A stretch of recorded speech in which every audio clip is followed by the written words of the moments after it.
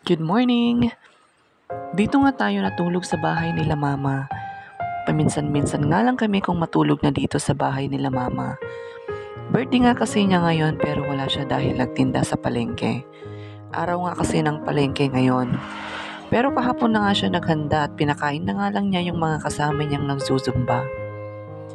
Hindi na nga raw siya maghahanda ngayon dahil birthday din ng isa kong pamangkin. Kaya naman hindi muna kami uuwi at makiki-birthday pa kami. Ay wala pala akong dalang damit so uuwi pala tayo mga mami.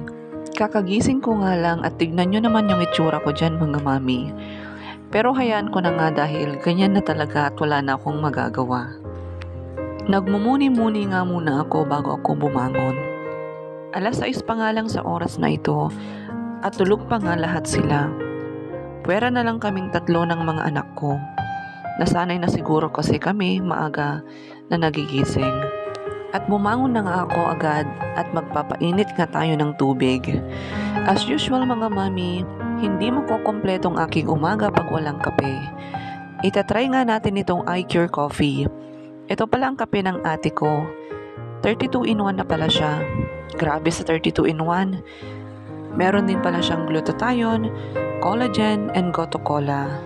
So meaning nakaka-glow siya. Kasi nga may mga collagen, siyang ingredients. Pati kape na pala ngayon mga mami, nilalagyan na ng mga ganyang ingredients. Same lang din ang kulay sa mga normal 3-in-1 na mga kape.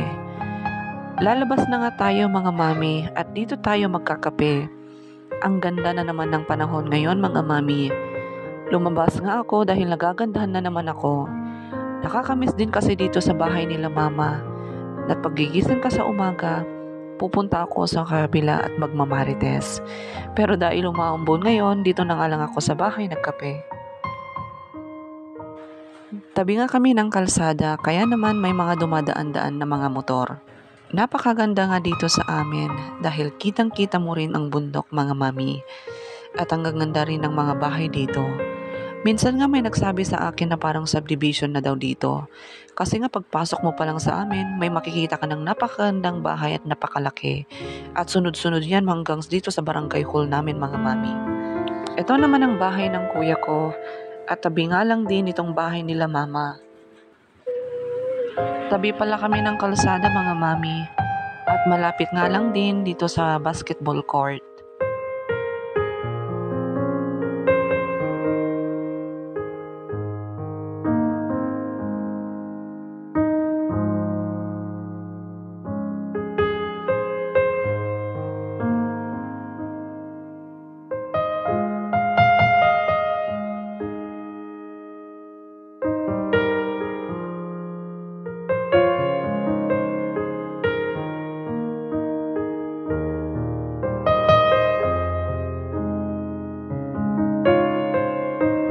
Dumating na nga itong ate ko galing sa simbahan at bumili nga siya ng aming pang-almusal.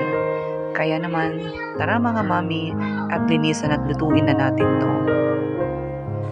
Madali lang naman itong lutuin mga mami.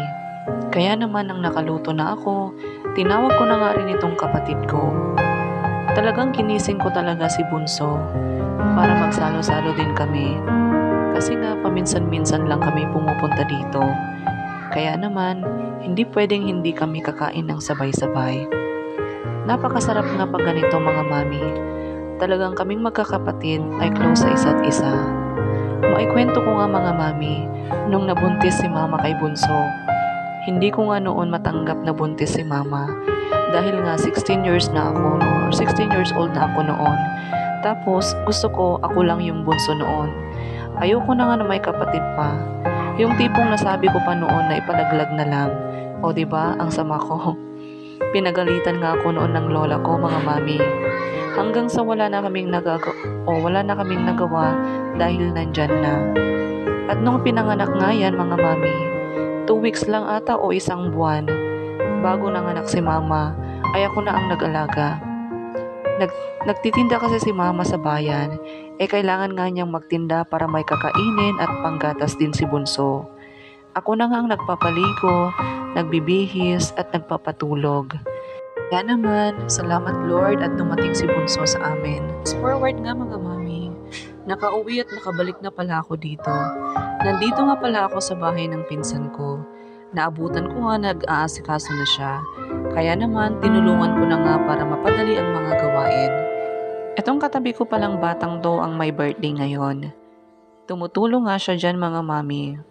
O di ba napakabait? O siya mga mami at tutulong pa ako.